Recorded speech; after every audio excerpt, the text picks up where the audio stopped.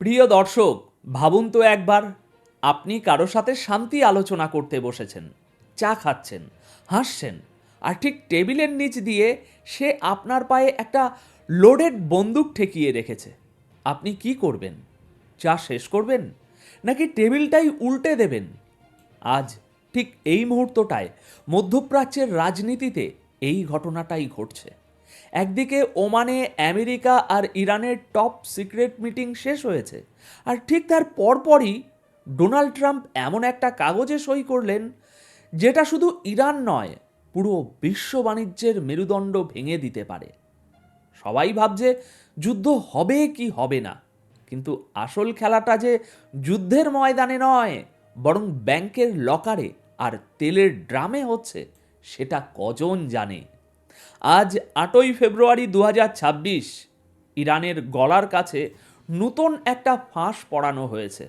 Trump বলছেন Iran desperate, আর Iran বলছে Trump মিথ্যেবাদী।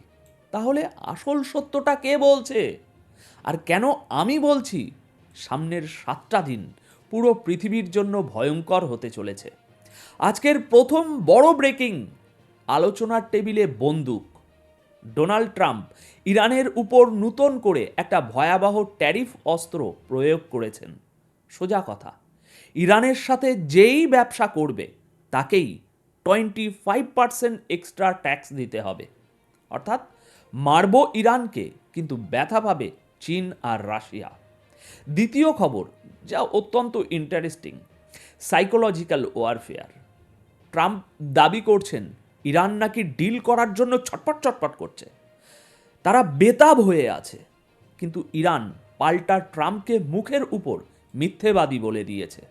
আসলে কে চাপে আছে, আমেরিকা নাকি ইরান? তৃতীয় এবং অত্যন্ত গুরুত্বপূর্ণ বিষয় হলো রেড লাইন। ইরান সাফ জানিয়ে দিয়েছে, বোমা বানাবো না ঠিকই, কিন্তু ইউরেনিয়াম সমৃদ্ধ করাও থামাবো না। আমেরিকা বলছে এটাই মানব না। এই দুই নায়ের মাঝখানে কি যুদ্ধের বারুদ লুকিয়ে আছে, নাকি তলে তলে অন্য কোনো ডিল পেকে গেছে? চলুন আর দেরি না করে মূল বিশ্লেষণে যাওয়া যাক। দর্শক, প্রথমেই আসি সেই খবরটায় যেটা গতকাল রাত থেকে বিশ্ব অর্থনীতির ঘুম হারাম করে দিয়েছে। ওমানে যখন আলোচনা শেষ হলো, মানে ধরে নিন একটা ভালো পরিবেশে চা বিস্কুট খাওয়া হয়েছে, ঠিক সেই দিনই আলোচনা শেষ হওয়ার পরপরই ডোনাল্ড ট্রাম্প প্রেসার কুকারের বাটনটা টিপে দিলেন। ট্রাম্প একটা নতুন এক্সিকিউটিভ অর্ডারে সই করেছেন। এতে কি লেখা আছে জানেন? এতে লেখা আছে আমেরিকা এখন থেকে ইরানের উপর তো বটেই, যারা ইরানের সাথে ব্যবসা করবে তাদের উপরেও সেকেন্ডারি স্যাংশন বা দ্বিতীয় পর্যায়ের নিষেধাজ্ঞা চাপাতে পারবে। ব্যাপারটা একটু সহজ বাংলায় বুঝুন। ধরুন আপনি আমার শত্রু, আমি আপনাকে তো মারবই, কিন্তু আমার পাড়ার কেউ যদি আপনার দোকান থেকে চাল ডাল আলু কলা মূলো কোনো কিছু কেনে, আমি তাকেও পেটাবো। এটাকে বলে সেকেন্ডারি প্রেশার। অর্ডারে বলা হয়েছে 25% ট্যারিফ, অর্থাৎ 100 টাকার মাল কিনলে 125 টাকা দিতে হবে। এখন প্রশ্ন হলো, ট্রাম্প এটা কেন করলেন? দর্শক, খেয়াল করুন সেই একই জিনিসটা যেটা আমি বারবার বলি, টাইমিংটা খেয়াল করুন। ওমানে আলোচনা চলছে। সাধারণত আলোচনার সময় দেশগুলো একে অপরকে একটু ছাড় দেয়, একটু নরম থাকে, একে বলে কনফিডেন্স বিল্ডিং মেজার। কিন্তু ট্রাম্প খেলছেন উল্টো চাল। তিনি ভাবছেন আলোচনার টেবিলে বসে বসেই যদি আমি ওদের মাথায় বন্দুকটা ঠেকিয়ে দিই, তাহলে ওরা ভয়ে তড়িঘড়ি আমার শর্ত মেনে নেবে। আমেরিকার কমার্স ডিপার্টমেন্ট এবং স্টেট ডিপার্টমেন্টকে দায়িত্ব দেওয়া হয়েছে, খুঁজে বের করো কোন কোন দেশ ইরান থেকে তেল কিনছে, পেস্তা কিনছে বা কার্পেট কিনছে। সেই লিস্ট সোজা ট্রাম্পের টেবিলে যাবে, আর তারপর শুরু হবে অর্থনৈতিক হামলা। এখন সিরিয়াসলি বলুন তো, এই ট্যারিফ কি এখনো চালু হয়েছে? না। এখানেই ট্রাম্পের আরেকটা মাস্টার স্ট্রোক। তিনি ট্যারিফ লাগাননি, শুধু তলোয়ারটা ঝুলিয়ে দিয়েছেন। তিনি ইরানকে বলছেন, দেখো, আমি চাইলেই এটা করতে পারি, যদি আগামী সপ্তাহের মিটিংয়ে আমার কথা না শোনো, তাহলে এই কাগজটা আইনে পরিণত হবে। এটাকে বলে নেগোসিয়েশন উইথ এ হ্যামার। কিন্তু এর একটা সাইড এফেক্টও আছে। ইরান তো মার খাবেই, কিন্তু ইরানের সবচেয়ে বড় দুই বন্ধু চীন এবং রাশিয়া, তারা কি চুপ করে বসে থাকবে? চীন ইরান থেকে প্রচুর তেল কেনে। এখন যদি আমেরিকা চীনের উপর এই 25% ট্যারিফ এক্সট্রা বসায়, চীন কি পাল্টা কিছু করবে না? অর্থাৎ ট্রাম্পের এই একটা সই শুধুমাত্র ইরান আমেরিকা সমস্যা নয়, বরং একটা নতুন গ্লোবাল ট্রেড ওয়ার বা বিশ্ব বাণিজ্য যুদ্ধ শুরু করতে পারে। মনে রাখবেন, যখন সবাই ভাবছে এটা শুধু একটা সই, আমি বলছি এটা হলো আগামী দিনের অর্থনৈতিক যুদ্ধের একটা ট্রেলার মাত্র। ট্রাম্প বুঝিয়ে দিলেন তিনি কথা বলবেন ঠিকই, কিন্তু হাতে চাবুকটা রেখেই বলবেন। এবার আসি দ্বিতীয় পয়েন্টে। এটা শুনলে আপনিও ভাববেন, রাজনীতিতে সত্য কথা বলে আসলে কিছু নেই, পুরোটাই পারসেপশন বা ধারণা তৈরির খেলা। ট্রাম্প মিডিয়ার সামনে এসে খুব কনফিডেন্টলি, খুব জোর গলায় গতকাল বলেছেন ইরান খুব বাজেভাবে ডিল করার জন্য বেতাব হয়ে আছে, ওরা ডিল চাইছে, খুব দ্রুত চাইছে। ট্রাম্পের বডি ল্যাঙ্গুয়েজ এমন ছিল যেন ইরান এসে তার পায়ে পড়ে গেছে। তিনি আরও বললেন, যদি 2 বছর আগে এই ডিলটা হতো তাহলে ভালো হতো, কিন্তু তখন ইরান রেডি ছিল না, এখন ওরা নতজানু হয়েছে। মানে তিনি ঘুরিয়ে পেঁচিয়ে বাইডেন প্রশাসনকে খোঁচা দিলেন এবং নিজেকে মাসিহা বা ত্রাতা হিসাবে প্রমাণ করার চেষ্টা করলেন।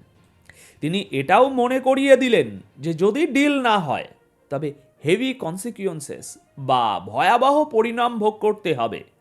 তিনি জানালেন আমেরিকান নেভির নতুন একটা বিশাল বহর, নতুন একটা আর্মাডা, সেটা নাকি এখন মধ্যপ্রাচ্যের দিকে এগিয়ে যাচ্ছে। কিন্তু দর্শক, মুদ্রার উল্টো পিঠটা দেখেছেন কি? ওমানের মিটিং শেষ হওয়ার পর ইরান কি বলছে? ইরান বলছে ট্রাম্প ডাহা মিথ্যে কথা বলেছেন। একজন ইরানি এমপি ইব্রাহিম রাজাই, যিনি ইরানের পার্লামেন্টের ন্যাশনাল সিকিউরিটি কমিটির মুখপাত্র, তিনি সোজা ভাষায় ট্রাম্পকে একেবারে ধুয়ে দিয়েছেন। তিনি বলেছেন আমেরিকার সব রাস্তা বন্ধ হয়ে গেছে, তাদের মিলিটারি ভয় দেখানো শেষ, তাদের অর্থনৈতিক অবরোধ শেষ, এখন তাদের হাতে আর কোনো অপশান নেই বলেই তারা আলোচনার টেবিলে এসেছেন। ইরান নয়, বরং আমেরিকাই আলোচনার জন্য বেতাব। এখন প্রশ্ন হলো, কে সত্যটা বলছে? আমার বিশ্লেষণ শুনুন। ইরান গত 40 বছর ধরে আমেরিকার স্যাংশন বা অবরোধের মধ্যে বেঁচে আছে। তাদের অর্থনীতি ধুঁকছে, এটা সত্য। তাদের মুদ্রার মান তলানিতে, এটাও সত্য। কিন্তু ইরানিরা হলো দাবার আবিষ্কারক। তারা ইমোশনাল জাতি নয়, তারা স্ট্র্যাটেজিক জাতি। ট্রাম্প যখন বলছেন ইরান বেতাব, তিনি আসলে নিজের দেশের ভোটারদের শোনাচ্ছেন যে দেখো আমি কত শক্তিশালী প্রেসিডেন্ট। আর ইরান যখন বলছে আমরা ভয় পাই না, তারা তাদের দেশের কট্টরপন্থীদের শান্ত রাখছে। কিন্তু ট্রাম্পের ওই নতুন আর্মাডা বা নৌবহরের কথাটা খেয়াল করেছেন কি? Abraham Lincoln career strike group তো আগে থেকেই সেখানে আছে, এখন আবার নতুন করে কি কিছু যাচ্ছে? নাকি এটাও ট্রাম্পের সেই পুরনো অভ্যাস, বাড়িয়ে বাড়িয়ে মিথ্যে কথা বলা? ট্রাম্পের এই গুড কপ ব্যাড কপ খেলাটা খুব পুরনো। তিনি একবার বলছেন ওমানে আলোচনা খুব ভালো ছিল, গ্রেট স্টার্ট, আবার পরের বাক্যেই বলছেন ডিল না হলে কিন্তু খবর আছে। এই যে দ্বিমুখী আচরণ, এই দ্বিমুখী আচরণই প্রমাণ করে যে পর্দার আড়ালে আসলে কিছুই ঠিকঠাক চলছে না। আমেরিকা চাইছে ইরান সম্পূর্ণ আত্মসমর্পণ করুক, আর ইরান চাইছে সম্মানজনক কোনো পথ। কিন্তু আসল খেলাটা হলো, ট্রাম্প জানেন তিনি যদি এখন যুদ্ধ শুরু করেন তেলের দাম $200 গিয়ে ঠেকবে, আর তেলের দাম বাড়লে আমেরিকার অর্থনীতি ধসে পড়বে। তাই ট্রাম্পও আসলে যুদ্ধ চায় না, তিনি চান ভয় দেখিয়ে কাজ হাসিল করতে। এটাকে বলে খাদের কিনারে গিয়ে ব্রেক কষা। এবার আসি সবচেয়ে টেকনিক্যাল এবং সবচেয়ে ভয়ঙ্কর পার্টটায়, নিউক্লিয়ার ইস্যু। ওমানের মিটিংয়ে ইরান একটা কথা খুব পরিষ্কার করে দিয়েছে, আমরা আমাদের রেড লাইন ক্রস করব না। ইরানের রেড লাইন তাহলে কি? Uranium enrichment. সহজ ভাষায় বলি, মাটির নিচ থেকে যে ইউরেনিয়াম পাওয়া যায় সেটা দিয়ে বোমা হয় না, ওটাকে মেশিনে ঘুরিয়ে বিশুদ্ধ করতে হয়। বিদ্যুৎ তৈরির জন্য লাগে 3-5% বিশুদ্ধ ইউরেনিয়াম, কিন্তু বোমার জন্য লাগে 90%। আর ইরান এখন 60%-এর কাছাকাছি পৌঁছে গেছে, অর্থাৎ বোমা থেকে তারা মাত্র 1-2 কদম দূরে। এটাকে বলে ব্রেকআউট টাইমিং। আমেরিকা ওমানের টেবিলে বলেছে তোমাদের এই মেশিন ঘোরানো বন্ধ করতে হবে, পুরোপুরি বন্ধ। ইরান বলছে না, আমরা এনরিচমেন্টের লেভেল কমাতে পারি, মানে 60% থেকে কমিয়ে হয়তো 40%-এ নামাতে পারি, কিন্তু মেশিন ঘোরানো বন্ধ করব না। এই প্রযুক্তি আমাদের অধিকার। ইরানি এমপি ইব্রাহিম রাজাই বলেছেন আমেরিকানদের শেষমেশ আমাদের শর্তেই রাজি হতে হবে। দর্শক, সমীকরণটা কিন্তু এত সহজ নয়। ইসরায়েল কিন্তু এখানে একটা বড় ফ্যাক্টর। ট্রাম্পের উপর ইসরায়েলের প্রচণ্ড চাপ আছে। ইসরায়েল বলছে ইরানকে কোনো ছাড় দেওয়া যাবে না, ওদের মেশিন পুরোপুরি ভেঙে ফেলতে হবে। এখন ইরান যদি বলে আমরা থামবো না, আর ট্রাম্প যদি বলেন থামতেই হবে, তাহলে মাঝখানের রাস্তাটা কি? এখানেই কূটনৈতিকরা বাঘা কূটনৈতিকরা গোলক ধাঁধায় পড়ে যাচ্ছেন। আমেরিকা চাইছে ইরান আগামী সপ্তাহের মিটিংয়ে কোনো একটা ছাড় নিয়ে আসুক, কিন্তু একজন ইসরায়েলি অফিসিয়াল লিক করেছেন যে বড় কোনো ডিলের আশা খুব কম। কেন কম? কারণ বিশ্বাসের অভাব। ইরান বলছে আমরা 2015 সালে ডিল করেছিলাম, তোমরাই মানে ট্রাম্প সেটা ভেঙেছিলে।